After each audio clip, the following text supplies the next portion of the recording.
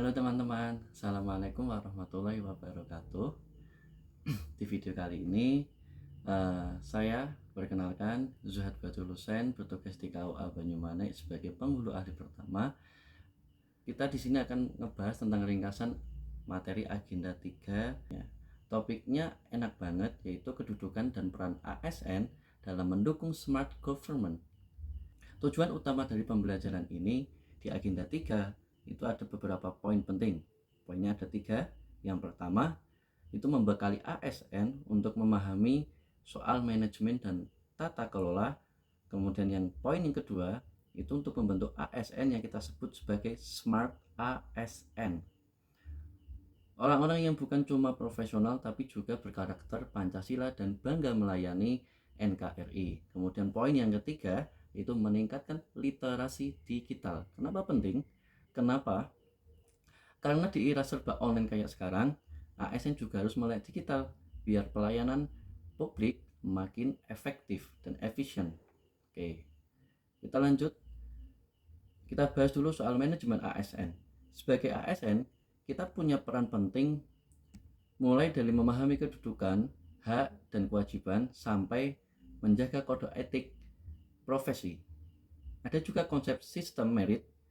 Intinya supaya pengelolaan SDM ASN lebih adil, profesional, dan juga sesuai dengan kemampuannya masing-masing. Nah, dengan manajemen yang oke, ASN bisa benar-benar jadi pelayan masyarakat yang dipercaya oleh masyarakat kita. Nah, sekarang kita masuk dengan istilah smart ASN, itu istilah yang lagi hits.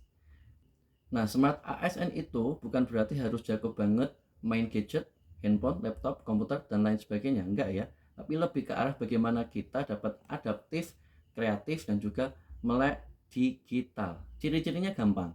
Yang pertama, ciri-cirinya itu bisa manfaatin yang namanya teknologi baik handphone, laptop, dan lain sebagainya. Kemudian yang kedua, mengerti cara olah data buat ambil keputusan. Bagaimana kita cara mengolah data yang baik supaya lebih efisien. Kemudian ciri-ciri selanjutnya yaitu punya integritas tinggi, bertanggung jawab terhadap apa yang jadi tugasnya sendiri.